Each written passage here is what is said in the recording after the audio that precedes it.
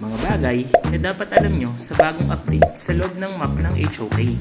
Surfers, rune mechanics. Una sa update ay ang rune sa mapa sa pagkakaroon ng advantage sa battlefield. Magpapakita ang rune randomly sa tapat ng overlord o tyrant sa loob ng 2 minutes.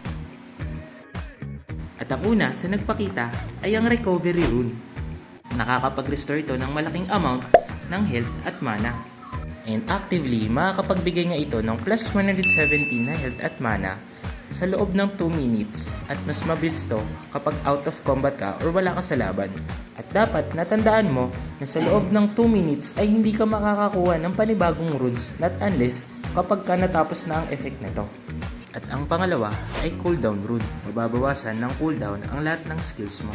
Mapapansin nyo, from 0.7 ng first skill ko, 2 seconds ng second skill ko, at 38 seconds ng ultimate ko, ay mababawasan siya ng 0.3 sa first skill ko, 0.8 sa second skill ko, at 19 seconds sa ultimate ko. And actively, sa loob ng 2 minutes, ay mapapabilis nito ang pag-cooldown ng skills mo.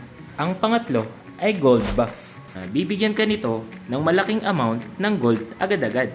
Mapapansin nyo na nabigyan ako ng plus 75 gold nung nakuha ko yung gold buff. And actively, magbibigay ito ng plus 3 gold sa loob ng 2 minutes. And take note, plus 3 gold per 10 seconds.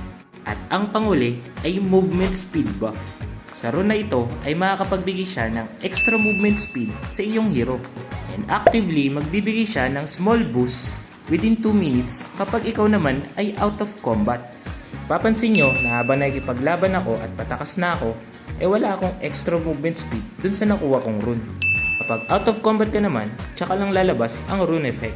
At kung natapos mo nga hanggang dulo ng video na to, at gusto mo ang mga ganitong content, baka naman, like, follow, and share. Thank you, yun lang.